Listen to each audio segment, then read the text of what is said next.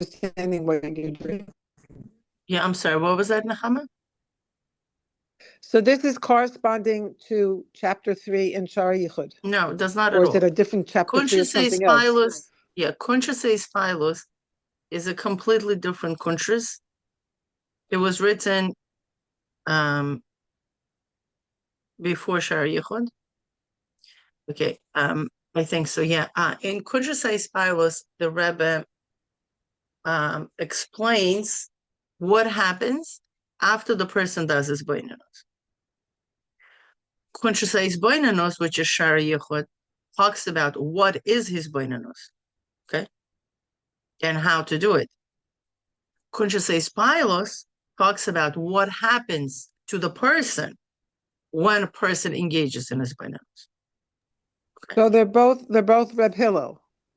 Yeah, for sure. That's why when there were a lot of questions being asked by in Shara Yichud class about how we relate to it and what it means in our lives and all that, these type of questions, this Kuntres answers them. Okay, that's what this Kuntres is. This Kuntres is it's not going to do the avodah for you because the actual avodah is in Shara Yichud. But this Kuntres will provide an understanding what happens to us when we do it, and then just check reality. Like, are you there? Is it happening? You know? And a bunch of other questions rises when we do his bonus. So this Kuntres addresses them. You know, why I feel like this and not like that? What if I feel like this and not like that? What does this mean if this and this happens? You know, like it's more like the manual in a way, like troubleshooting many things, trying to figure out, navigate. This gives you like a map of things. So chapter 1 in Kuntres Hahispaalus mainly talks about what does this mean to really be engaged in Avodah? How do you know if a person is really engaging in Avodah? Well, that's Klipa, that's Yetzer Hara, telling us to do different things. So he clarifies that. What is a real Avodah? What is not real Avodah? And so on and so forth. Chapter 2 talks about what happens, how Nefesh Bahamas reacts when it engages in the Hisbonenus, because Hisbonenus happens in the physical brain. Since it happens in the physical brain, it touches Nefesh Bahamas, right? It touches the animal soul. It's the animal soul's effort right now to do the Hisbonenus. So what happens? So there are 5 stages that person goes through, primarily based on his avodah, and also primarily based on the shoresh and the shama that this person has.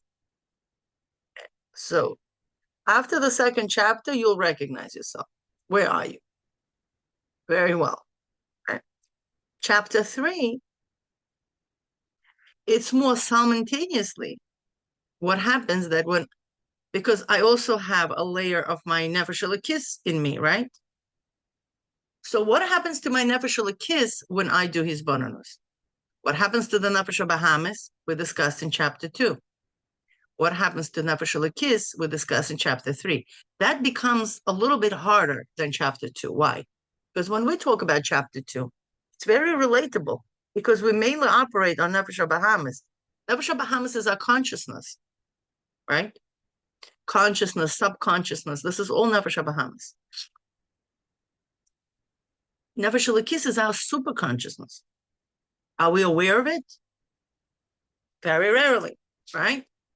So what is it? How simultaneously, and this is the key word, how simultaneously my nefesh elokis gets also inspired by my learning, actually. Okay, so then how is she getting inspired? What is she getting inspired? What is she getting from it? Okay, she's getting God from it, okay, because she doesn't care about intellectual perception. Her intellectual perception is there only to reveal her natural connection with HaKadosh Baruch Hu that she has. Okay, she doesn't have to build anything. Nefesh Bahamas needs to build a relationship.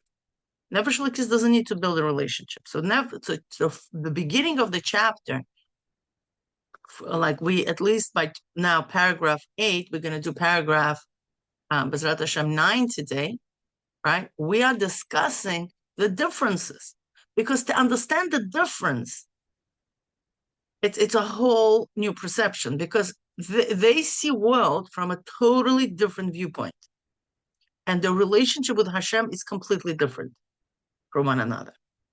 Okay, so and therefore the Hahispaalus is different. Okay, so although a person is studying one thing, one sikha, one maimer, the reaction of Nefesh Elokis is going to be very different from a reaction of Nefesh Bahamas. Okay, now what happens to my Nefesh Elokis, I might not be aware at the moment, because this is my super consciousness. I'm not even aware of that part. But at the same time, it's good to know what happens, because there are glimpses that we do get. Okay, when things that we call it a state of flow, when things are just happening, when we naturally feel pulled and connected to HaKadosh Baruch Hu without any effort, right? So what is exactly happening? That's when our Nefesh Bahamas gets, I don't know, pushed away in a way, okay?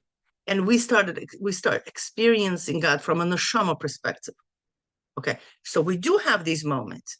So since we all remember ourselves having these type of moments, okay, at one point in our life, or maybe somebody has more often than the other, okay, this is all depends on the refinement that they have of the Nefesh Bahamas. Okay, so why is it? Okay, so we're going to summarize, okay, paragraph 8 in chapter 3. Okay, so we have over here a deep question that emerges, right? So if both the Nefesh Elokis and the Nefesh Bahamas are thinking about the same idea, why do the experiences is so different? And the answer is that even though the concept is the same, right, the way they receive and perceive are totally different. The animal soul can only grasp Hashem after, okay, the godliness has been lowered to its level, okay, to the level of the human understanding. Because of this, it must work very, very hard. Why? Because the physicality of the human understanding, okay, it must work very, very hard. Yes, and nefesh, yes, basar, okay, repetition and struggle. Okay, Nefesh Bahamas, excuse me, can you please step out? I'm not available right now for talking. I cannot discuss anything right now. I cannot. I'm sorry. Yeah. Sorry about that. So because of that, okay, because she's bringing the godly concept into her consciousness, okay, that has not been yet illuminated by godliness, okay, again, consciously not illuminated, right, because everything is a part of God. Now, because of this, it must work very, very hard through effort, repetition, and struggle to do what? To refine itself enough to feel something real, okay, to feel the godliness. And even then, what is experiencing is only a filtered version of truth. Okay? It's filtered. Why is it filtered? Because it's receiving through a screen, through a masach. Okay? So the Nefesh Bahamas, unfortunately, on the first 4 levels, unable to perceive godliness face to face. It's always getting this filtered version, okay, based on her own consciousness, and her own consciousness becomes the filter, becomes like a screen, right? It's like this membranes that we spoke in Shariach in first chapter, that she receives through this refinement of these membranes. Just 1 second.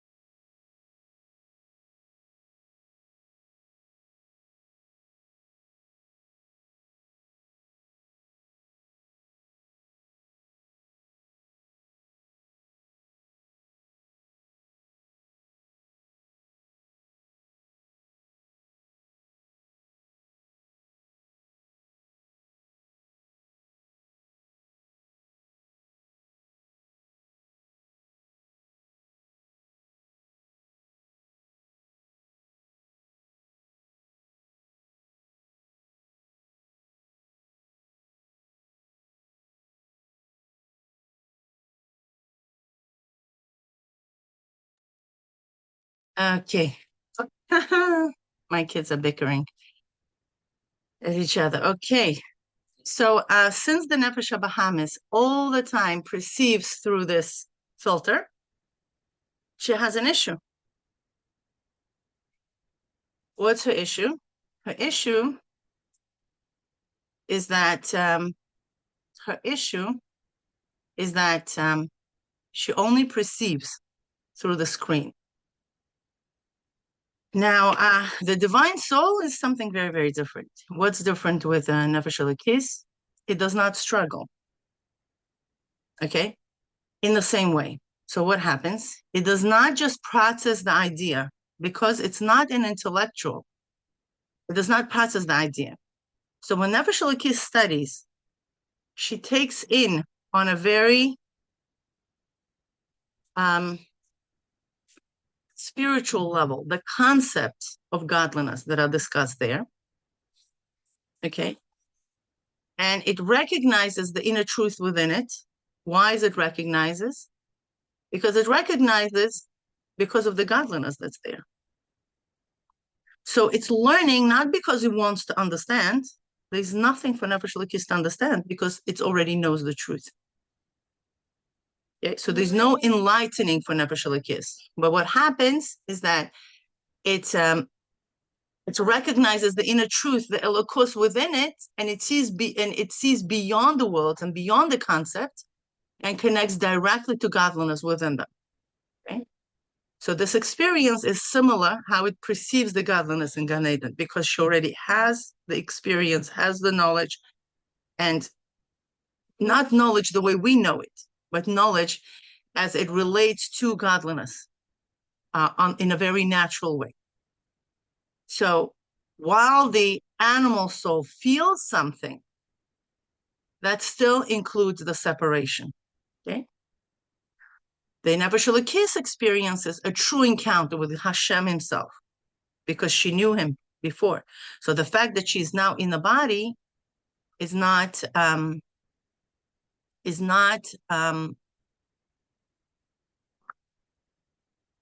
she didn't forget her experiences, put it this way. Okay, so when Hashem puts the neshama in the body, she still remembers what was going on in Gan Eden. So it's not like, she forgets. She didn't forget. So now when she encounters within the world with different elements of godliness, she recognizes it. So her Hahispaalus doesn't come from her understanding. Her Hahispaalus comes from her previous encounters with the Lukus, and that's what inspires her. Okay, to elevating the sparks, being connected with godliness. That's why she goes to these places. Okay. So if there are no questions, we're going to move on to paragraph 9. And paragraph 9 will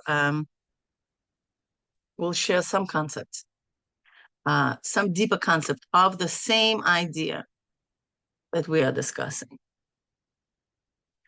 Okay. V'yuvan inyan hanal. Okay, and we will understand above. Lama she'anu ro'im davar hapele v'pele b'shinui ofen hispalus beis b'nei adam b'hasaga achas elokus. Right? So the above concept, right, we will understand or will be understood through the wondrous phenomena that we see, that we observe, a different manner of emotional arousal between two individuals, right? We have two people, okay? They're learning the same thing by the same person, but the emotional reaction is different. Sheshamim merabam, that they hear from their Rebbe, and they are comprehending it in their physical brain. Okay. Shuhu hasaga nefesh hativis. So once they perceive something in the physical brain, this is the understanding of the animal soul, right? The engaging the animal soul, the animal soul, right? And they comprehend whatever they're learning. Two people learning. And the comprehension is equal. Meaning they more or less understand the same thing. It's not like one understands better, the other understands worse. Meaning intellectual qualities are equal. So when they perceive whatever they perceive it on more or less on the same level. Afal pk, nevertheless, yesh hafresh v'hispahalusa min hasaga. The arousal from the comprehension differs. How is it? Now we're going to discuss person number one, what happens to him, and person number two. Yesh mitpa'el mi'etzem hamusag. There are those who become aroused from the concept itself. Okay, mitzad hasber ha'asaga atzma. Okay, through the explanation of the idea. Kasher mut'emet yoser toiv batam v'seichel enoshi at shenitfas. Okay, umiskabel heitev b'moichay. Right, so when it's well presented and intellectually refined until it is properly grasped and absorbed in the mind, v'zeh hu kol chush hashmiya shelo. And this constitutes the inner faculty of hearing. Okay, what's in the faculty of hearing? We discussed it in Shar Yehud. That's the inner understanding that we have in things. So when a person is so organized in his own thoughts that he is capable of really tapping deeply, okay, and arouse his inner hearing.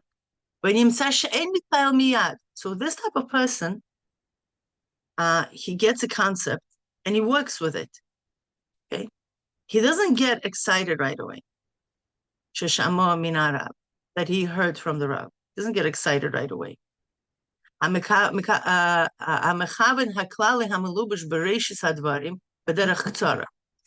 That when he hears, immediately upon hearing, he doesn't get excited, right? Because in general intent from the teacher, why is it? Because initially expressed briefly, right? So usually the teachers, they teach it briefly and then they expand. So he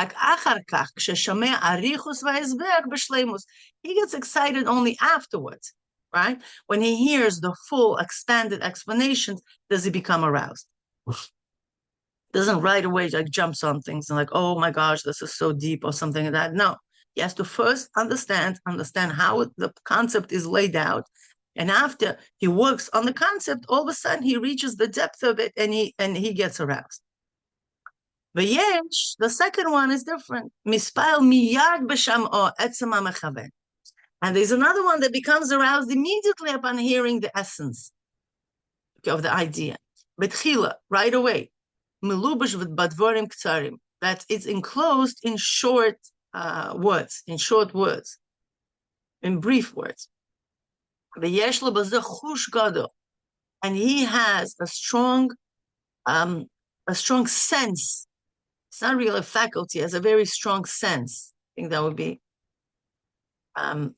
not a right word here. Sense. He senses the concept. Chush. Okay, a strong sense in this. Okay, it's with an S, sense. Okay. V'yesh lo b'zeh chush gadol ad sheyochel lechaven mi'atzmoi kol ha'hesber. Right? He has a very strong sense to this point, to the extent that he can derive the entire explanations on his own. He doesn't need his Rav to explain it. He senses already the concept within himself, and he's able to produce the explanation and create new explanations in different forms.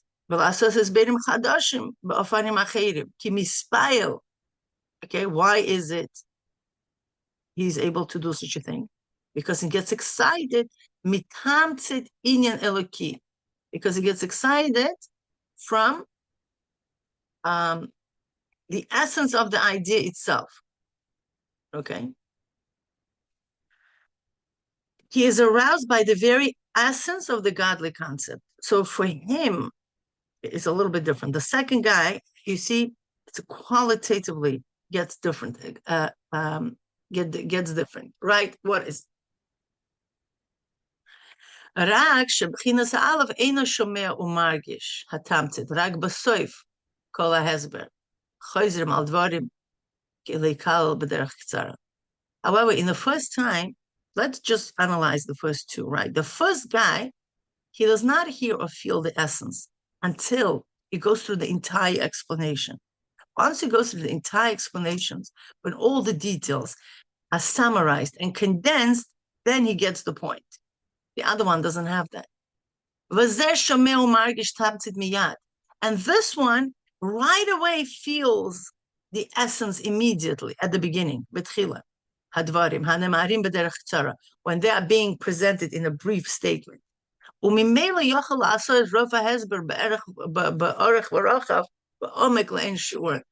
And therefore, he is able to expand the explanations at great length, breadth, and depth without limit. Okay, because he gets the essence of it right away. Okay, and it's so interesting. We actually see that with kids a lot.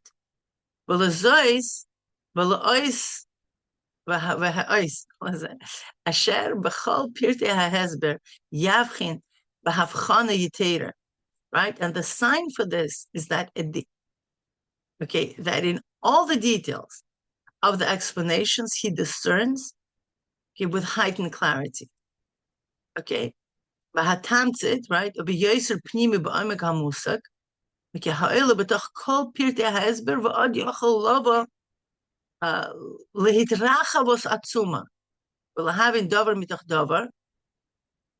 Okay, so the second person is a little bit different, right? Because he senses the essence right away. Okay, he is able to understand the deeper inner dimensions within the concept that emerges from all the particular, and he can further expand tremendously, understanding one thing from another many times more than what he originally heard or saw written. So he has this capacity to really go very, very deep. Okay, but we don't see that with the first guy who hears only the explanations. Okay,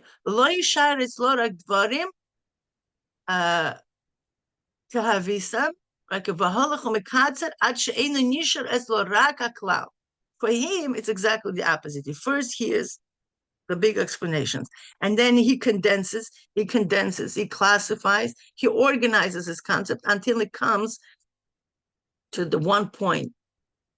Okay, so he goes the opposite way. The first guy, he gets the point and he expands. The second guy, he first needs to hear the explanation and then he condenses it. Okay, so you see, they work differently. Okay, v'lo hatamtzit, okay, v'gam im yavzor kol hapratim al yidei chazroi betamtzit ein bezeh chayus or eloki. Now with him, it's exactly the opposite. And even when he remembers all the details through constant review, there's no vitality in the details, okay? Because he needs to first put all the details aligned and then reach the point. And from the point, he's going to derive the vitality, okay? If you remember, we went through the whole process of his bonus in the first chapter of Shar Yichud. So the first chapter talks about that we first get, the details, and then we work our way until we reach the Omek HaMusag. And from Omek HaMusag, we get excited because it's already in the realm of Chachma. And from the Chachma, Pnimis Atik, that's where the Onek is coming. That's where the excitement is coming. But with this second guy, it's a little bit different. Well, he hears the Rav, he right away senses the essence. And then he expands from it naturally. Okay, so this is more or less we see where he's hitting with that. Okay, this is very similar to how Nefesh Bahamas perceives and how Nefesh Lakis perceives. So now the root of the matter here is it's truly the difference in the root of the soul. Okay, they are coming from different places in godliness. So that's why the way it presents itself in this world is different. It has nothing to do with how much schooling people had. We are talking about spiritual matters here. We're talking about where this neshama is coming from. Okay.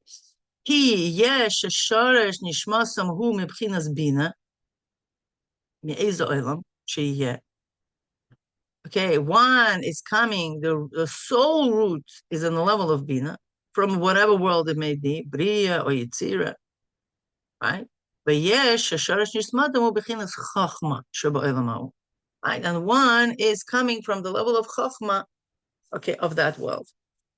Okay, so the Chokhmah and Bina, they relate to the whole world very, very differently. Okay, because the Bina is more hearing, the Chokhmah is more seeing.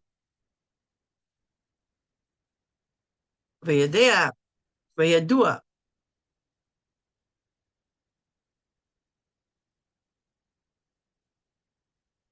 I really don't know what it is. Bilikutei Amarim might be, yeah. The Bina lemata ba b'derech hislapshus, mashenkin hachachma eina mitlabeshet klal. Right, as we know that nefesh elokis, right, comes. Sorry, somebody is calling me. Okay, so nefesh elokis, right? By the way, do you hear my phone ringing or not? Because it's on the computer. Okay. Okay, so because the Bina, right, is comes in the world, the Hishtalshelus of Bina, she comes in the level of Hislapshus. She gets enclosed. Okay, now Bin Chochma doesn't go through the same process of the Hislapshus, okay? Now, Arizal says, Kayedua, Bekisve Arizal, it is known from Arizal, from the writings of Arizal, the Ima Ilah Mekanena Bekursia, right?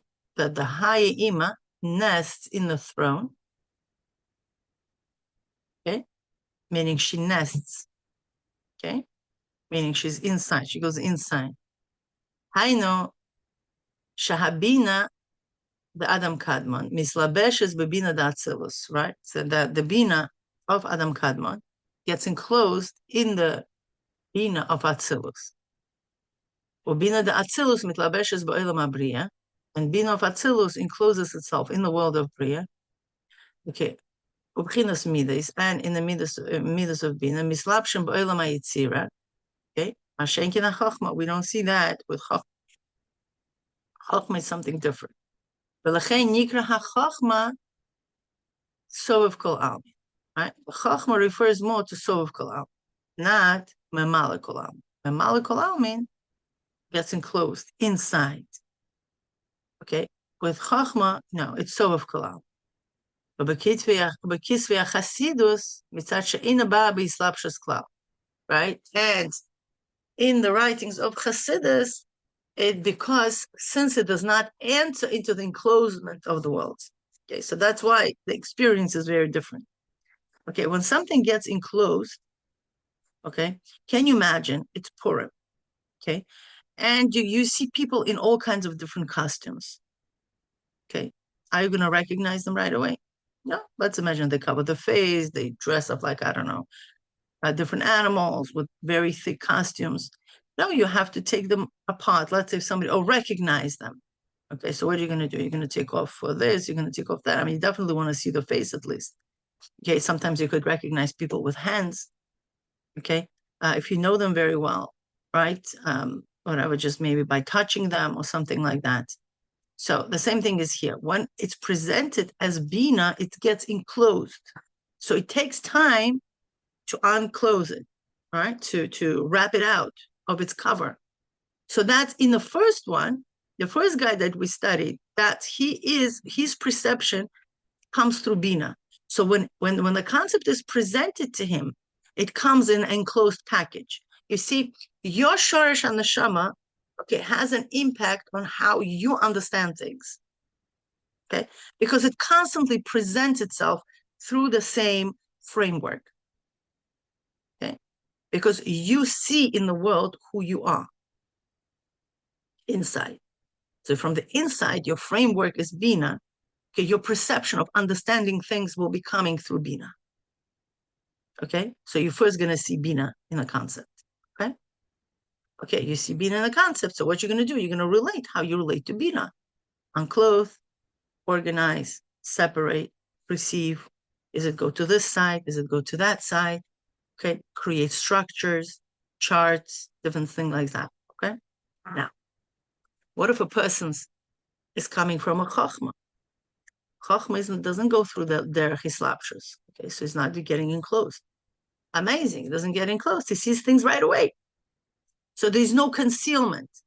When a person is coming from the world of chachma, from the sphere of chachma as a natural shorish and neshama, okay, so so then he doesn't go through concealment from whatever world that may be. It doesn't matter which world that we're talking about. It recognizes right away the imprint of Elokus. And he gets excited. Once he gets excited over it, the rest will follow. The rest of the details follows. Because again, if you remember in the beginning, it says that they have both similar intellectual capacities. They understand it very well. The way they understand it is very different. One comes from understanding the concealment first and then unwraps it. That's number one. The second one, there's no concealment for him. He's right away sees the essence. And then he could package it himself. He doesn't need anybody to package him. Okay? The same way, if I'm going to give you a novel, let's say, right? Or, I don't know, a description, a diary of somebody who went to Paris. And they explain what they saw and how they saw and all that stuff, right? So while you're reading it, you don't get excited right away because you first need to understand what they're saying. Okay, once you understand what they're saying and you misboin and you picture it's in your head, you're like, oh, that makes sense. Oh, wow, this was like this was like that, and blah, blah, blah, depending how descriptive the person is. And on the contrary, the more descriptive they are, the closer it will be to you, right? Because you'll get more information. What wind was, what the sky looked like, what kind of birds they are, and all this, da-da-da. Okay? So that's amazing. That's a person number one. Okay? Person number two, you actually show him the video, you show him the picture. So when he hears his rabbi talk, he sees it already. What's the story there? So then he could write a novel himself. He doesn't need his rabbi to write a novel for him from his visual experience. He could write a novel himself, explaining it to others. So that's why he doesn't need the explanations of the Rav. He just needs his Rav to tell him what it is. Okay? He right away relates to it. And then he's the one who's going to be writing the explanations. Okay? ולכן, בכל עניין אלוקי ששומע, בכל העיר אלוקי ששומע הוא, שומע פנימיוס שבאוסיס. So therefore, the second person, in every godly matter that he hears the inner essence. כי אין האוסיס מסתירים לו כלל. Because the letters do not conceal it from him at all. The letters do not conceal. The letters reveal for him. And if you remember, there were two types of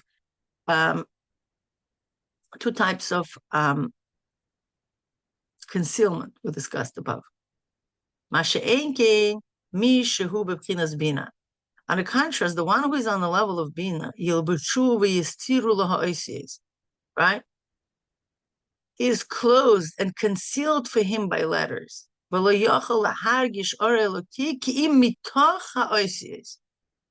Right? He cannot feel the divine light except through the letters themselves. So that's why the more letters, the more he feels. Okay? And that's how he gets his picture together. Okay? So that's very, very interesting understanding. So then he's going to go in paragraph 10.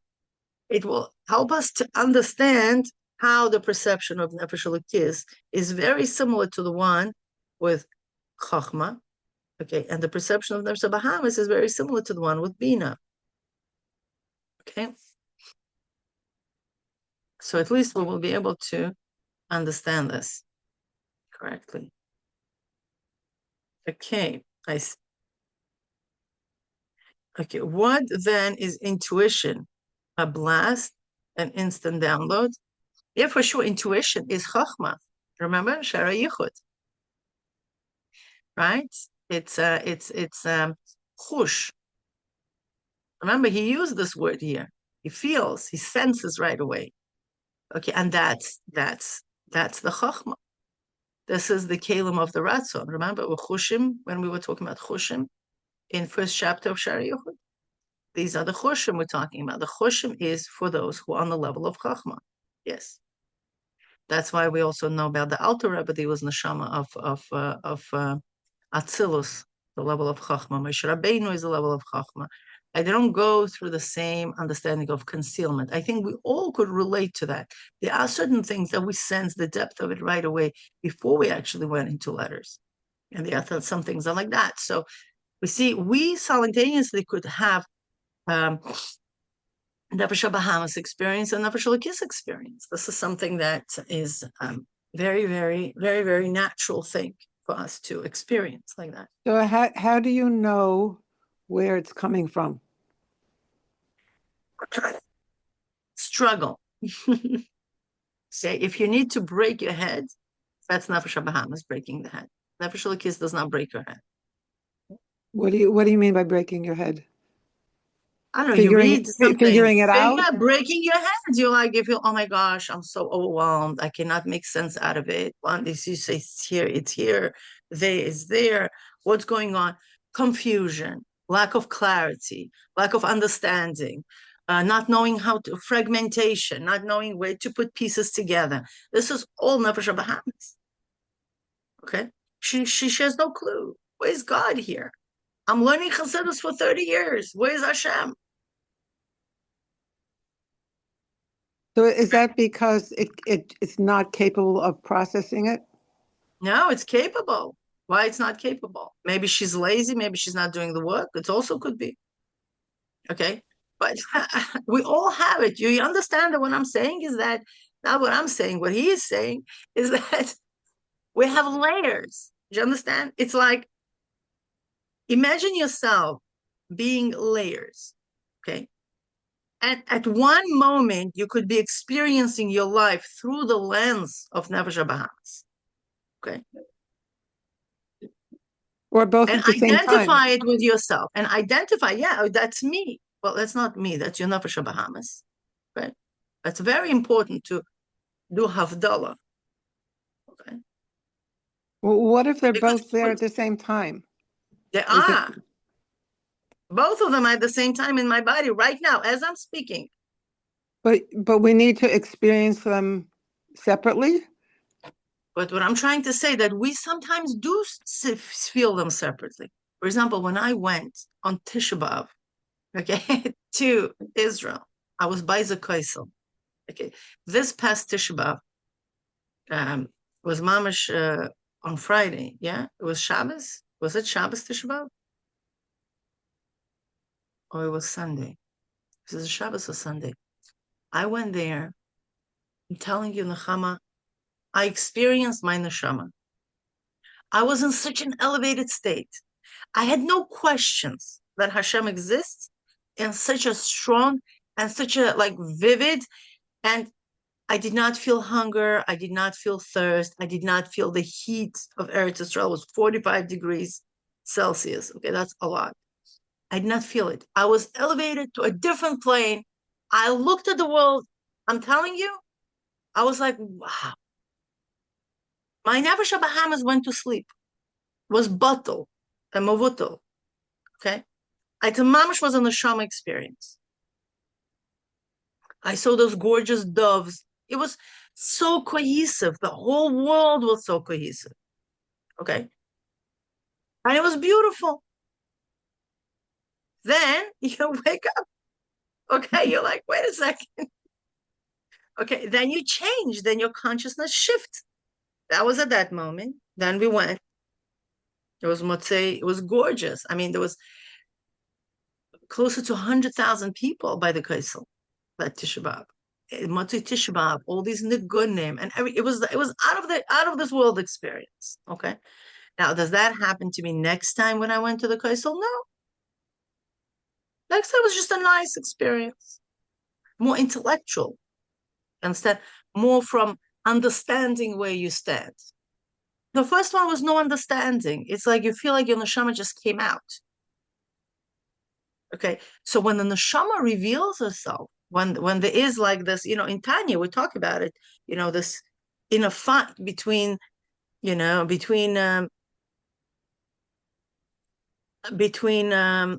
do you call it? Um, um, who's going to capture the city? Okay. So that's what we're talking about. Sometimes who puts the flag, it's never Shalakis. Okay. Over whatever the castle they're fighting. Okay. And sometimes it's never Bahamas. And it's a real fight. It's a real, you feel it sometimes in you, where you feel torn between making decisions about certain sorts. But isn't the goal to bring them together? If you Oh, want to for sure. transform the nefesh habahamis. 100%. But it takes time. It takes struggle. So anything that has to do with struggle, anything that has to do with work, yigia, effort to refine the membrane, that's Nefesh Bahamas' work. Because she does not come from the same place. Imagine a princess and a peasant. Do you understand? The refinement is not there. She's like a cow. I go explain to her about Elokos. It's possible if Hashem makes this avodah to take place. It's definitely possible. It's a lot of work, right? That's why it's called a behema. It's like an animal. The wood. It's not just stam like that. So now, Baruch Hashem was kind enough. How is he going to bridge? How is he going to bridge godliness with an animal? Is that even possible? He said, you know what? I'm going to install nefesh sichlis, an intellectual soul. So intellectual soul is the bridge. That's why in Chabad, there's a lot of emphasis on his bonus. For that reason, because this is the code breaker. When you do his bonus, when we all do his bonus, this is where the refinement takes place. Okay. At least she understands. It's also a level. It's better than being an animal. At least she can't, because she could conceptualize about some things. At least she could envision some refinement. That also helps her refinement. Do you understand? Then, as we will see in the Kuntres, on the level number 5, okay, of Nefesh Bahamas Hahispaalus, it gets elevated. Okay, Baruch Hashem, Chush is source of das. Exactly, yes. Chush becomes source of das, as we saw. Okay, Baruch Hashem, great treatment for jet lag. Okay, yeah. I would imagine that the jet lag contributes to it, like putting the animal to sleep. 100%. 100%. That is also why a lot of meditation practices, right? Like it's better to do it during the morning hours, okay, when the body is still sleeping and the consciousness is awake. Okay. For that reason, yes.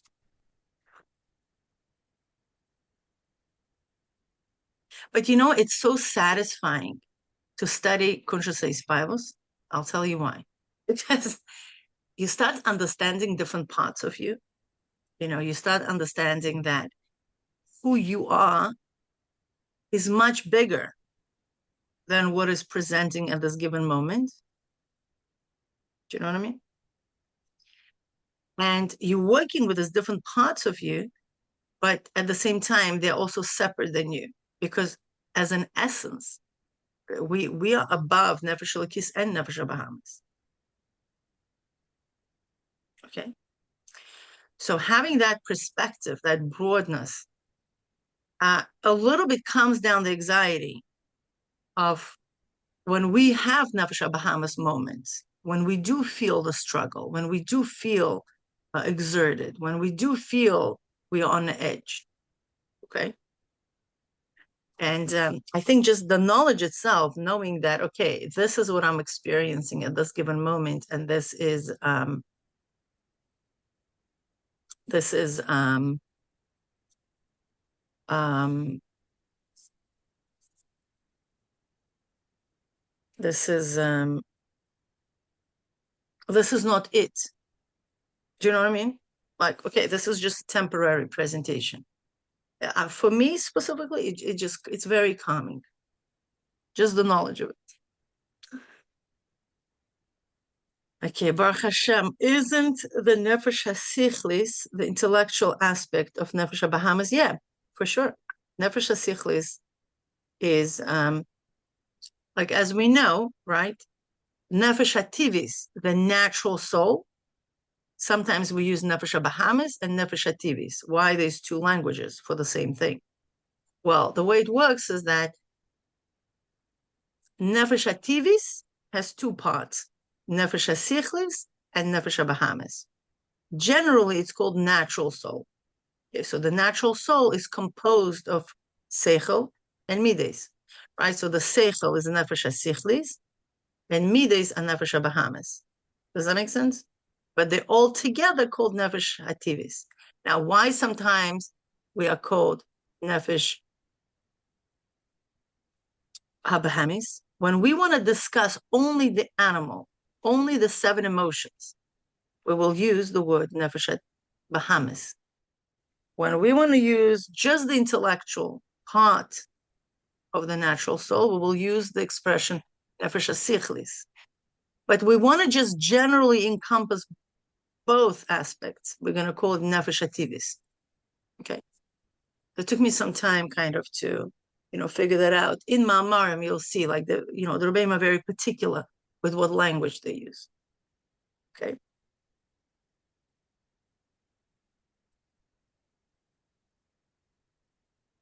Yes. Okay. Any further questions? If not, we'll go on. We'll move on with our day. So I want to mention that what you just said, there's a similar practice in mindfulness. It's the Rosh Hashanah of rain, and it's about like you recognize, you allow the whatever's being triggered in the sympathetic nervous, whatever bothering you, and you sense it, and then maybe you think a little bit about where it came from, and then the last step is, okay, is that all there is? And you step away from it, so it doesn't. So it's. I think the same thing that you were talking about is this is not you. What's happening? It's not you. It sounded to me like it's very parallel to what you were saying. Yeah, I mean, I'll tell you what's the issue with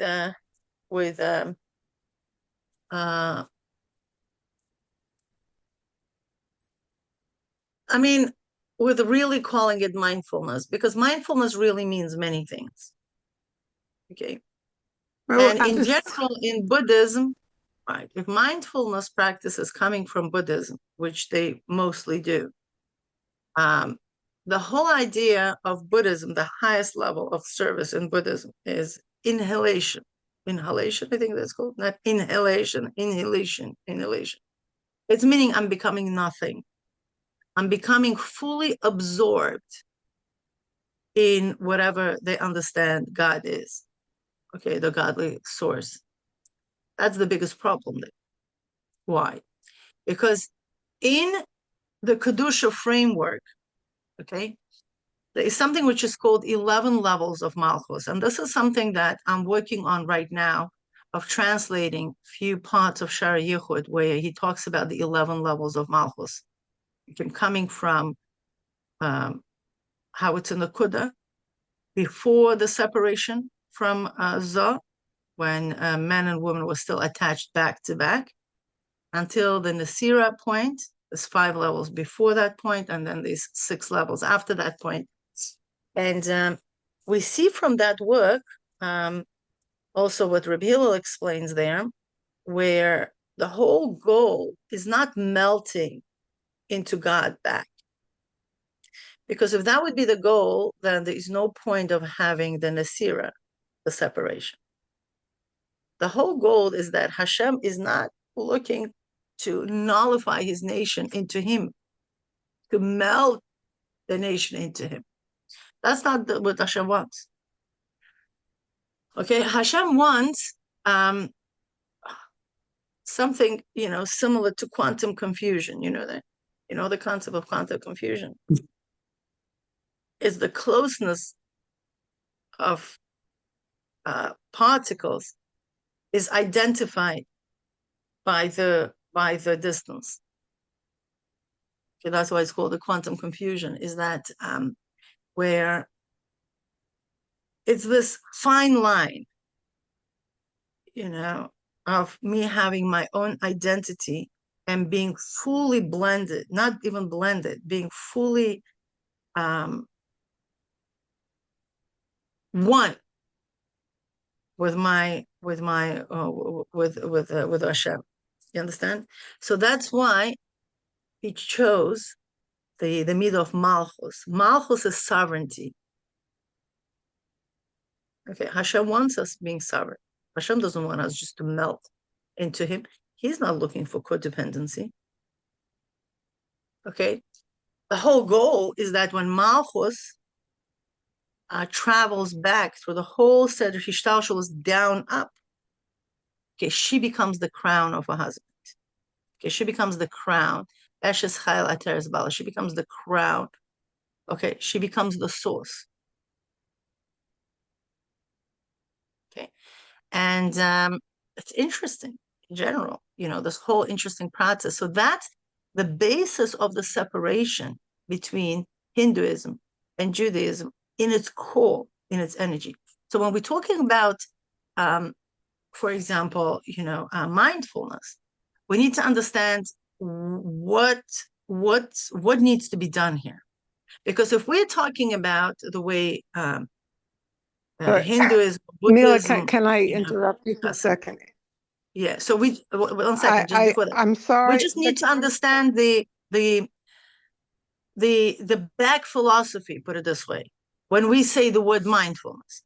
Because when I use the word mindfulness, I mean become aware of right here, right now. I take it back. I could have asked the same question without using the word mindfulness. About whole this difference between Buddhism and this particular tool.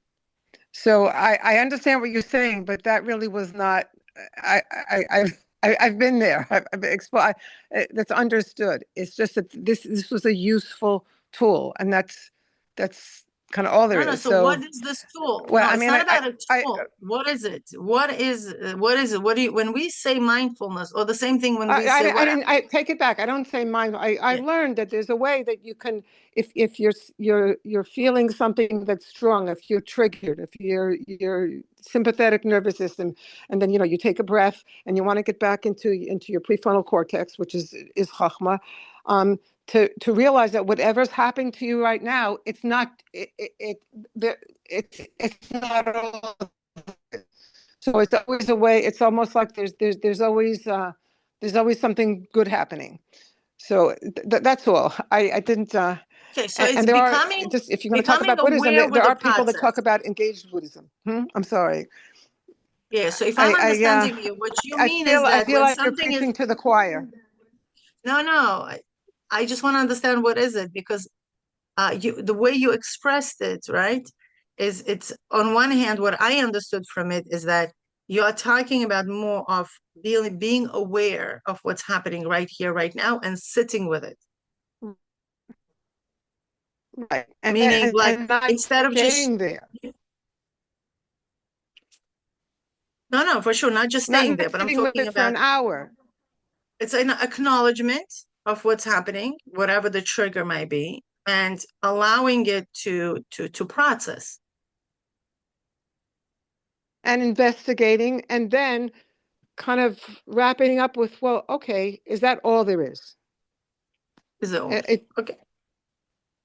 It's not meditating on it. Oh, no, I It's a understand. So how is that? I'm just trying to understand how is that for what we discussed about different layers of our because I just in the language that I heard you say was that we're is that all that you said something like that, something that would be like a paraphrase of that, to realize that this is just whatever it is. It's the animal, is this trigger, it's that, and oh, okay. it's not my neshama.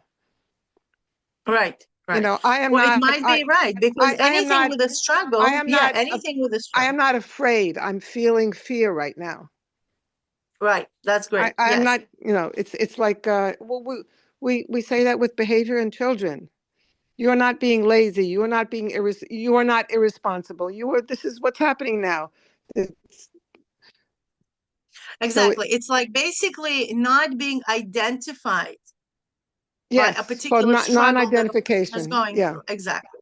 And this is beautiful. And yes, I agree with that because a lot of times what we are experiencing, we right away contributed to me.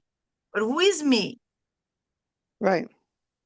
I don't I'm chelik elokami mal mamash. That's what I want to identify myself with. Oh, happen to be that I'm here elevating this body, elevating my animal soul, and they are experiencing the traumas, the difficulties, the struggles. Okay, I'm here for you as a mentor. Okay, but I'm not you. I'm here to elevate you. Do you see the difference? Hmm.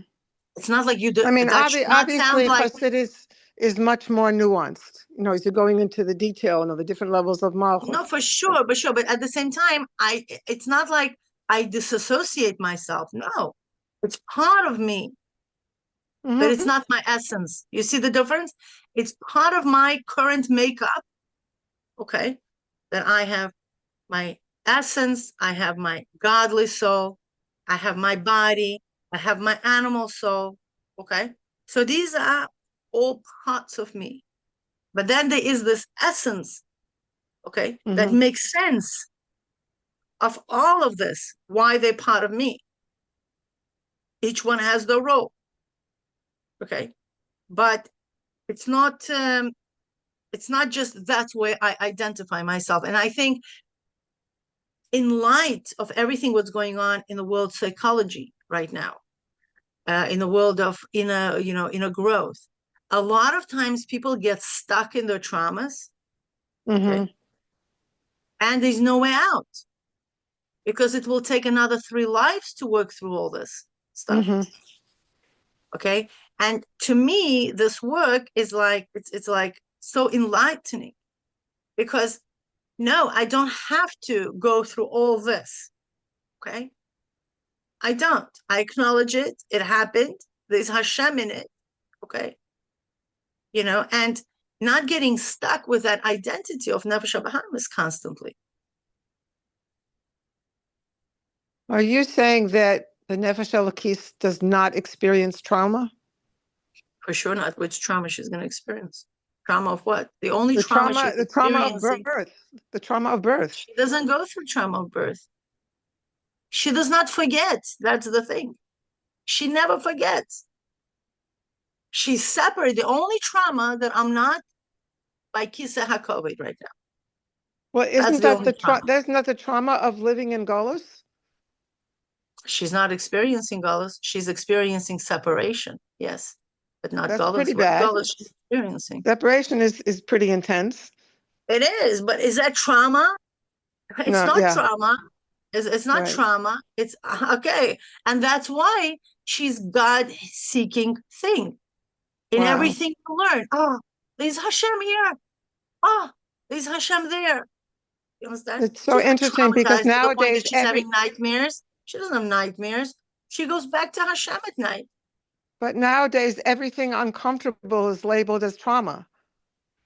Fine, but that's not Nefesh Elokis. Has nothing to do with Nefesh Elokis. Right. Well, It's Nefesh Bahamut stuff. that's psychology. Again, exactly. The subconscious and conscious mind are Nefesh Bahamas. Nefesh Elokis is super conscious. It's different. It's above consciousness. It's not below consciousness. Okay, whatever person went through birth, traumas, parenting, education, unwanted events in life, all that, it's Nefesh Bahamas. Why? The fragmentation is Nefesh Bahamas. Why? Because she doesn't know God. Nefesh Elokis sees God in all these events that happen to the body. She has no problem. She knows exactly why these things are happening to her. So there's no She's the bad one that things happening to chose good this people. life. Exactly. She's the one that chose this. Do you know Hashem shows the Nefesh Elokis everything? She chooses her parents. She chooses everything in life. She's in full agreement with everything what will happen to her in life. Hashem shows her everything. It's a very fair deal, from the Nefesh Elokis perspective. It's the Nefesh Bahamas struggles because she doesn't see God. It's a concealment for her. But then she didn't want to come down here, though. The neshama didn't want to come down. I'll tell you why. Because if you are so large, if you are so big, if you're unlimited, it's a pain for her to enliven this small body and being expressed only through this, and also deal with this Nefesh Bahamas and deal with the body. It's pain. That's what the pain of Nefesh Elokis is. Pain of Nefesh Elokis is not because she doesn't see God. That's not a problem. It's Nefesh Bahamas' She doesn't want to separate from. She doesn't want to challenge. But she knows it. She doesn't forget. That's the whole chiddush here in these paragraphs, that it's not that she forgets. She never forgets about God. So that's why she recognizes him. Do you understand? Mm-hmm. How can you recognize somebody if you don't know who that is? If you forgot? She never forgets. She recognizes it right away. She sees this is Hashem, this is Hashem, that's Hashem, this is why, that is why. She sees the background. What about the flick on the lips that she forgot the Torah? That's the body. The baby's being taught the Torah, not her. It's the baby that forgets, meaning the brain, meaning the Nefesh Bahamas. Okay, but Nefesh Elokis has no problem. She traveled. You went to sleep last night? Where you think Nefesh Elokis went? She went to visit her friends in Gan Eden. No, I'm serious. I'm not joking. That's what it is. Okay, so we have to go. So I want to make one little comment. I heard that from Tzvi Freeman. I heard that the question was asked about Jews and meditation and Buddhism. He said modern Buddhism is more Jewish than it is Buddhist. And he explains that. That's true. But again, the main difference between the bittul and what they understand is inhalation, right, is completely dissolving back into God.